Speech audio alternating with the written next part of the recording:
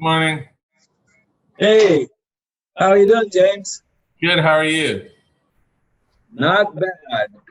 So it's morning time. It's 9 a.m. in the morning in Hong Kong. Yes. Beautiful. Let me introduce you to some of the reasons that we make good wine around here. Jenny, can you wait a little so that you wake up the pro? I've been with the company for 11 and at the helm for 3. Okay, cool. And then Jake. Jake haven't met. Jake, you haven't met. He's the head winemaker for Crossbarn. Okay. So he's gonna take us through the Crossbarn wines first. So listen, Paul, how about just your take on the 2018 vintage? Yeah. Well, let's start by saying I don't think there'll be anything new in it. You already know that it's a bumper crop, a double bumper crop year, 2 vintages in one kind of thing. I mean, I've never seen in my 40 years of making wine a vintage set up with that much crop. Wow. James, we put more on average, more than 60% of the crop, in some cases 70% of the crop on the ground, and still got normal yields. Wow. Wow. Yeah. It was insane. And clusters were, berry size was large, relatively large berry size, large cluster size, and large cluster counts. All of it like on steroids. It was a freaky year. What do you attribute the overproduction to? I know we're blaming God, but we don't really know. Yeah. Because We don't know. 17 Nobody has a real was short. 17 was short and hot. And so, normally after a short crop, the vines compensate, but that's like nuts. We had been in a drought all the way through 17. And then that winter, 17, 18, we had a lot of rain. And I think, the vines had been struggling. So it's just, it's a theory that we can't prove. But, you see this in other ecosystems as well, where insect population is down and then suddenly an event occurs and insects are like 3 or 4 times the average population. So it could be that drought, I would say, is the most likely factor that impacted that change. It's the only thing that seems to make sense. Interesting. And because I can say, I've tasted maybe 150 wines already. And it's interesting. You can see some wines are affected by overproduction, where there's a slight dilution, or they're hollow, or, right. It's very interesting. And it's very inconsistent. Like some people made excellent wines, other people like much not at a lower level than past years. Like 17, in an interesting way, already seems more I would say more consistent. Maybe not some of the highlights, but it's really interesting. It's that's what wine's about. It shouldn't be. We're not tasting or making Coca-Cola. Right. It's the same forever. James, I think we can attribute that to those that thinned and thinned and thinned. Yeah. One thinning was not adequate. Wow. Because if you thought, hey, I did the thinning, I did my cluster counts, I did my cluster weights, I did my field work, 2 weeks later, it's like you didn't do anything. So if you thought you did it and you didn't go back and double check a couple of weeks later, you might come. And so a lot of winemakers were totally surprised when they went to pick their fields that there was so much fruit.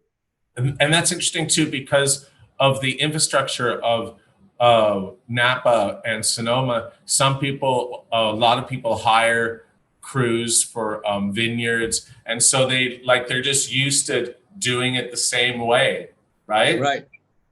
So it was very expensive for those that kept thinning, because those passes are not inexpensive. Totally. And we, for example, we have one vineyard in Oakville on Money Road, and was a grower vineyard. And that vineyard, I think, probably had somewhere in the neighborhood of 10 tons to the acre. The grower, we did a thinning, and then we got down to 7.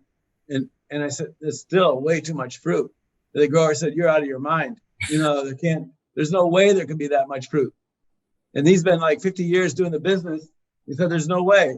So I said, I'll tell you what, because we were paying by the ton. Yeah. You've got to thin it. So what can we do? And we converted it to a per acre deal. And wow. he thankfully accepted that approach because he lost money. If he would have been per ton, but then we wouldn't have had a place to put the fruit. Yeah. There are a lot of wineries, James, that did not have place to put the grapes. Oh my God. And So what about, they had to wait, press early. and isn't there also an issue where also the economy at the time, bulk wine was at prices had gone down a lot. So there was little incentive for people to, some people to crop thin a lot because, it was more expensive. And second, in theory, the per ton price for some grapes went down, no? Correct. Yeah. Wow. So really the perfect storm in a way. It was like a perfect storm. At the same time, I think it's interesting because let's say even in your wines, they're much more elegant style and the tannins are very fine. And also it's interesting when people tried to pick late or tried all these things to really, get a little bit more body, it didn't really work very well either. No, actually, it worked against. It worked. Yeah. One of the things that we had been seeing we get the Indian summer heat. Yeah, we never got it. So typically, somewhere during the growing season, you get that 100-degree heat for 2 or 3 or 4 days, zaps the vines and shuts them down. That never happened. We had mild temperatures. And so the vines just kept rumbling along and growing. And so waiting didn't make it better. It made it worse. Oh my. Wow. Yeah. It's tricky. Yeah, it was very tricky. It was wet. The soils were really wet because of the wet winter. So everything started with a tremendous amount of moisture in the soil profile. Yeah. And then it was mild weather. So the soils took a long time to dry out. Oh my God. So the vines got started like gangbusters. They went nuts. In springtime, they were all over the place. Just a jungle. It was a jungle. What a story. Well, let's taste the wines. Anyways, I thought the Crossbarns were on the money. And so that was good. So, you guys were all consistently, maybe some of the wines were, like we said, a tiny bit less concentrated, but very, very pretty. Everything was very high, high level, particularly for the vintage. Good. Well, any questions? Jake is here to tell us about what he did with the Crossbarn wines. So if you have any. Go ahead. Well, maybe just give me, and also is of this, honestly, what was interesting too is I found Sonoma cabs of very good quality. Is there any difference between Sonoma and Napa this year? Like sometimes Sonoma, Napa just stands out way ahead. Well, not way, but ahead of Sonoma cabs. But this year, really good, really on the money. Yeah, in fact, some people might argue that in this particular year, Sonoma is superior to. I'm not saying for all producers, but between these two wines, there's good, controversy over which is the better. But I totally agree with you. I'll just comment, James, that the Sonoma wine is made from 2 vineyards, and Jay can explain more. But this is the first year where we bring in an Alexanderville vineyard that we purchased, and now are replanting. It's 45 acres in the Alexander Valley, high above the river. Really nice. It has a nice savoriness, very delicious now, nice tannins. Yeah, as Paul had mentioned, for the Sonoma, it's really our first year working with a significant quantity, and it's 50% of this Sonoma County blend from our Alexander Valley Vineyard, which is a really cool, interesting spot. I think one hallmark of some of the Crossbarn wines is the diversity that's come from the different vineyard selections that comes into the wine. But what we're really seeing is in this scenario, that vineyard has so much diversity within it due to the geology. It's riverbank on 3 sides and a hill on the back. So you can imagine over the course of history, and historical floodings bringing different types of soil and rock into the vineyard, but also washed down from the mountainside. So there's just mass diversity within that one vineyard site. It's offering some really cool wines. Yeah, I think that what's interesting is the Napa Cab is quite with lots of blue fruits, and in an interesting way, a little bit sort of monolithic. While the Sonoma, you're getting some really nice complexity now, in a much more sort of savory way, and that's exciting. I think that if more Sonoma Cabs can be like this, finally, it can be known for excellent Cabernet. I mean, it's getting there. Yeah, that is first of all, I love to hear what you just said. Yeah. Because we believe the same. And of course, the price point's better because the fruit's less expensive. So that's an advantage as well.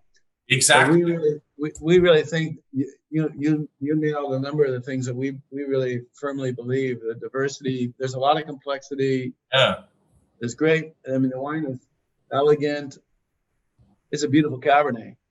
Yeah, it can really be, the Sonoma could be right bank and left bank can be Napa. Yeah. Well, I think that Sonoma is drinking beautifully right now. Okay, so tell me, let's move on to the Coombsville. This is a new wine, right? Our Nathan Coombs Vineyard is now our major supplier of Cabernet for the Paul Hobbs program. We may blend in a little bit of the Beckstoffer fruit here and there. And that vineyard has both Cabernet Franc and Petit Verdot, and a small amount of Merlot. Mm-hmm. It's really like 2 vineyards in one, because on one side of the Cruz Creek, it has one soil type of profile, and then on the other side is a different type of soil. So even though it's, all in one vineyard, it's in some way, it reads like 2 vineyards. And so this has been the first year where we really were at a point where we could just use our Coombsville vineyard, and that's why we're using the designation for the first time. Oh, I see. So this is your Paul Hobbs Cabernet Sauvignon, but now you're going to call it Coombsville. Correct. Okay. This is the regular Napa. We're calling it Coombsville. Yeah. And the Napa is gone. Thank you. It has a little bit more definition of fine tannins, and it's very nicely crafted and has that sort of classic blue fruits and mints, and so really beautiful. As you know, I'm a big fan of Coombsville. Okay, so now we go to Crane. Dr. Crane. The devil.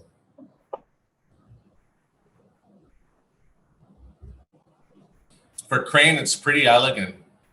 It's not. Yeah. Sometimes Crane is really a hefty wine. Yeah, this I feel reads with a more dark red fruit.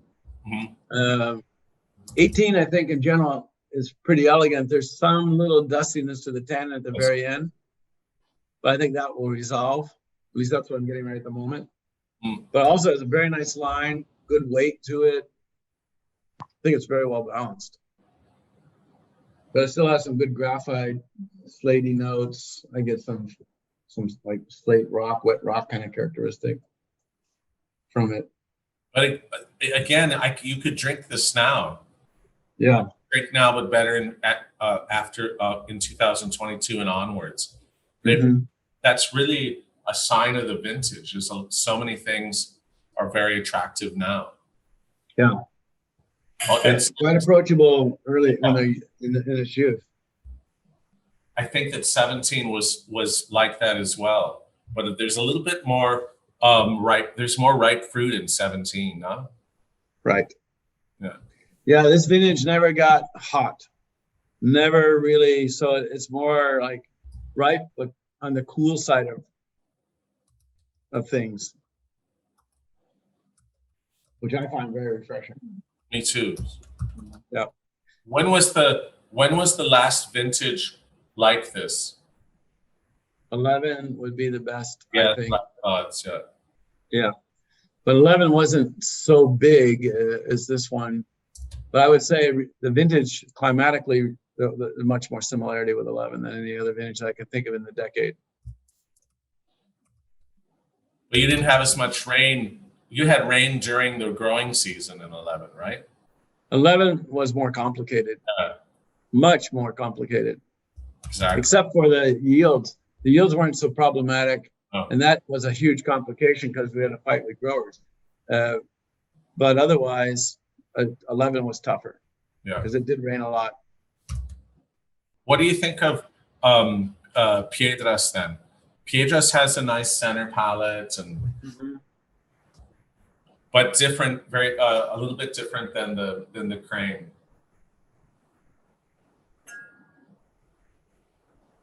Yeah, Piedras has a different weight and a different texture, doesn't it?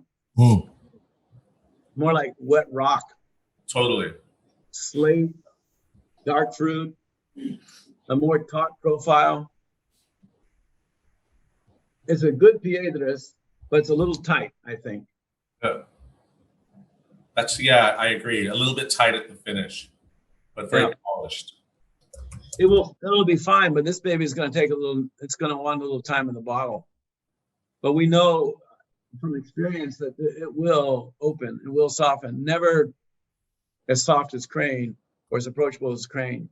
We'll keep that dark, more stout profile. Okay, let's try the To Kalon then. Mm-hmm.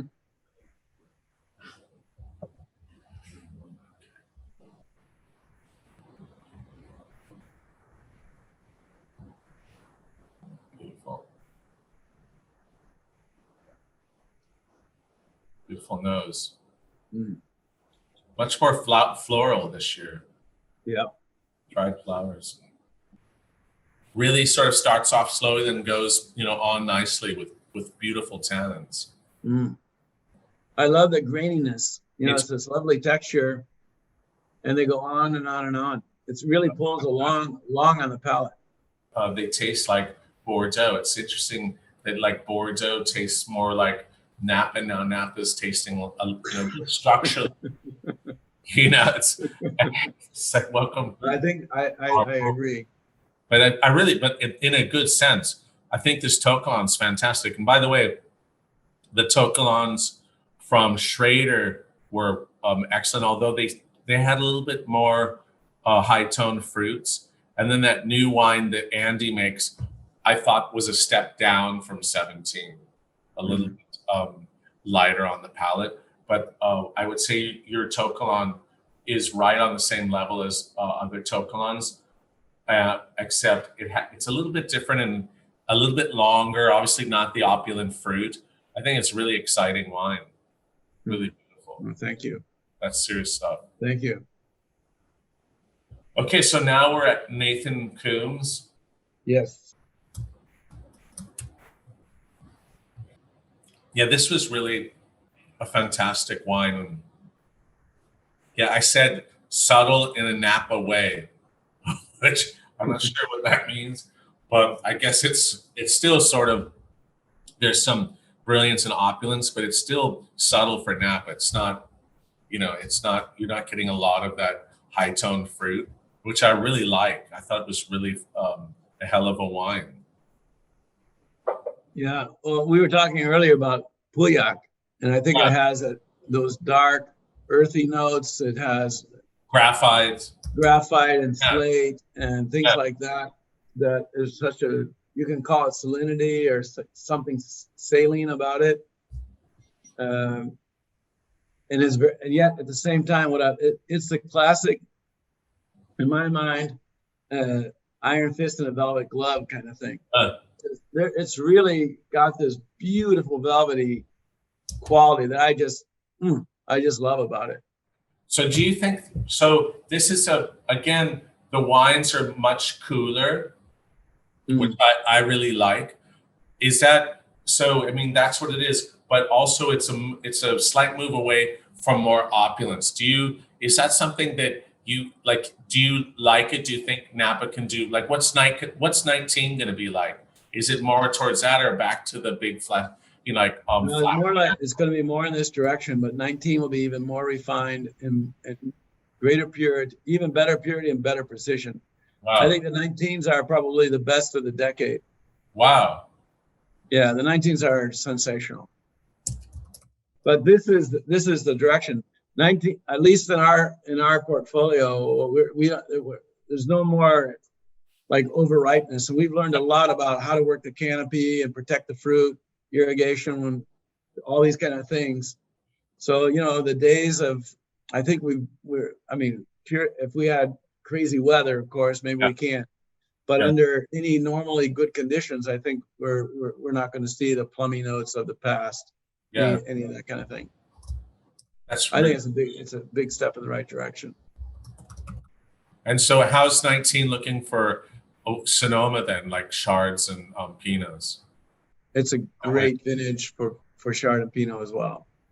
We really need people to realize how amazing Chardonnay is from, well, we can even say the U.S., but particularly Sonoma and Napa, just nuts, so good.